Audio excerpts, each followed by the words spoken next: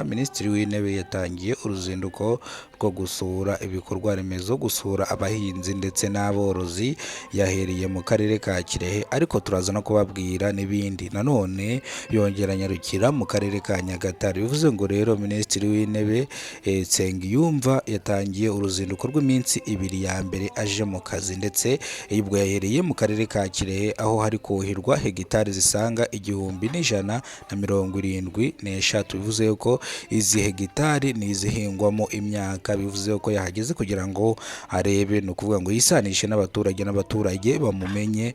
Minisitiri w'Intebe rero Nsengiyumva yagiye no mu karere ka Nyagatare ahakorerwa amata y'ifu cyangwa inganda zigiye zitandukanye, nazo arazisura.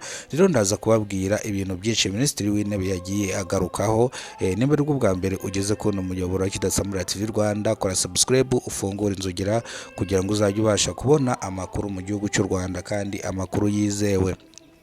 Polisi y'u Rwanda yo mu mujyi wa Kigali yataye muri yombi abantu 10 bakekwaho kwiba ndetse no kwangiza ibidukikije. Bivuze ko rero abantu barangije gutabwa muri yombi, ndetse aya makuru turaza kuyagaruka mu buryo burambuye. Ni icamake y'amakuru. Niba ari bwa mbere ugeze kubona muyoboro Kidasamura TV Rwanda, kora subscribe, ufungura inzogera kugira ngo uzajye ubasha kubona amakuru yizewe hano mu gihugu cy'u Rwanda. Minisitiri w'Intebe Nsengiyumva yakoze uruzinduko rwe uno munsi turi kuwa gatanu. Yakoze uruzinduko rwe rw'iminsi ibiri mu turere tugize igihugu, ariko akarere ka mbere yahereyeho ni akarere ka Kirehe. Bivuze yuko rero aka karere gafite hegitari zisanga 1,173 yahakorerwa ndetse yahahingwa imyaka, ubwo bahavomerera. Bivuze ngo no muri iki gihe cy'impeshyi barabizi yuko amazi ari ikibazo.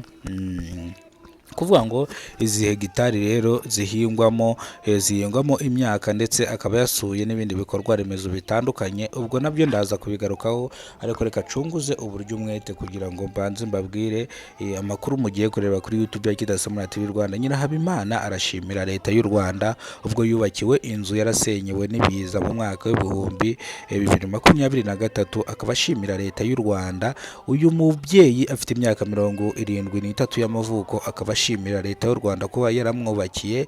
Ubu ngubu akaba atakiri mu icuraburindi, ubu ngubu akaba ameze neza. Bivuze yuko rero iwe n'abandi bantu cyangwa n'imiryango isaga 300, isaga 3,000 rwose barubakiwe. Iyo nkuru mugende muyisome cyangwa iyo nkuru mugende muyumve kuri Kidasamura TV Rwanda. None mu karere ka Rusizi mu murenge wa Bweyeye mu mudugudu wa Matyazo bahangayikishijwe no gukora urugendo runini bajya kwivuza muri centre de santé iri kure, kandi bafite centre de santé ibegereye. Iyi nkuru nayo mugende muyumve mwumve uko byifashe. Nanone Habimana Asumani, umugabo w'imyaka 41 wo mu murenge wa Kimisagara mu karere ka Nyarugenge, amaze hafi amezi 3 yaraburiwe irengero. Ubwo bivuze yuko nino nkuru nayikoze nayo mugende muyirebe. Umubyeyi wo mu kagari Kambyo mu murenge wa Mayange mu karere ka Bugesera, ndetse aratabaza cyangwa arahamagaza abaturage kugira ngo bamufashe ubwo afite umwana wiwe wavunitse. Akaba yaravuze amafaranga yo kumuvuza ubwo yagiye kumuvuza bakamuca amafaranga ahwanye n'ibihumbi 295. Bivuze yuko nawe arasaba ubufasha. Bivuze ngo rero izo ni inkuru zose nabakoreye, munyarukire kuri YouTube mubashe kuzikoraho kugira ngo mujye mumenya byinshi mu gihugu cy'u Rwanda. Izo nkuru rero nababwiye munyarukire kuri YouTube.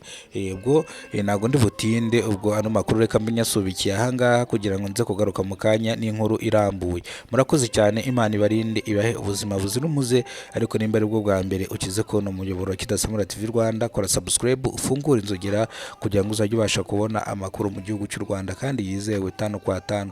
Mwari mu mubana nitwa Kidasamura, urwego rwo tubakora rugakonkoma. Iyo tangiye weekend mbifuriza weekend nziza no kuguma cyangwa no kuguma mu mahoro ya Kristo. Abasenga mutangire mwitegure kujya gusenga. Murakoze cyane, Imana ibarinde. This is short. This is a YouTube channel. If you are new here, like, subscribe, comment and share. And you guys, my name is Erite Cyubahiro from Kidasamura TV Rwanda, and subscribe so you can be together, so we can always be together, always meet ourselves and always say hi. Guys, I want to tell you that if you are not hitting the like and subscribe button, you are not in good things, because if you like and subscribe, you'll get a good day like many times and have things that you weren't supposed to have, but it's yours. That's good. You guys, you should like and subscribe. My name is Erite Kyubahiro. It's the second time I say it, and I would like to say bye to you. I hope you have like and subscribe and share and comment and make things well. Ciao ciao.